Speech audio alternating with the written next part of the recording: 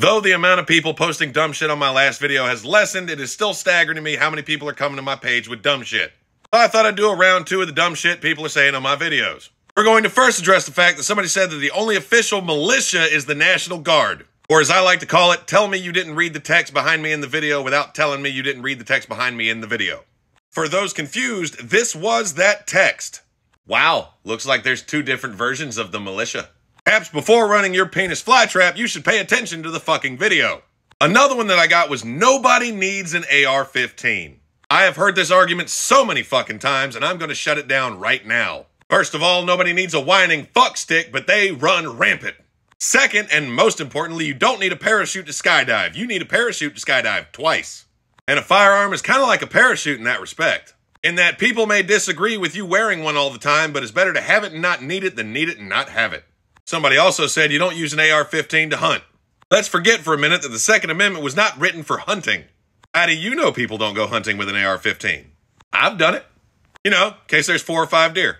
My personal favorite, though, has got to be when somebody asked, when's the last time you heard about somebody getting attacked by 6 people?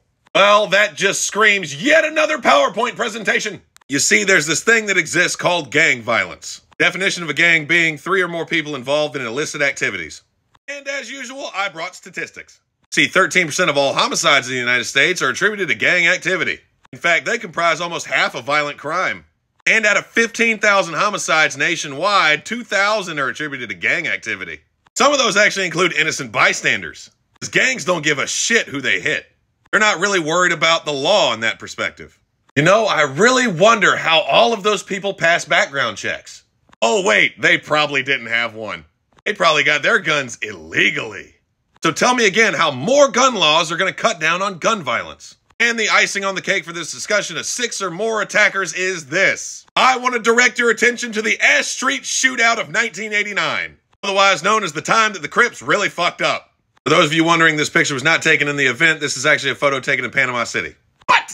The basic gist of the story is the Crip street gang decided they were going to pick a fight with Army Rangers. You see, one of the Army Rangers bought a house on Ash Street in Tacoma, Washington. Crime rate was ridiculous and the gang violence was out of control. So he instituted a neighborhood watch. Crips didn't like this and threatened his life. So he fired up the barbecue and invited some of his friends. They mapped out a plan and executed it with precision.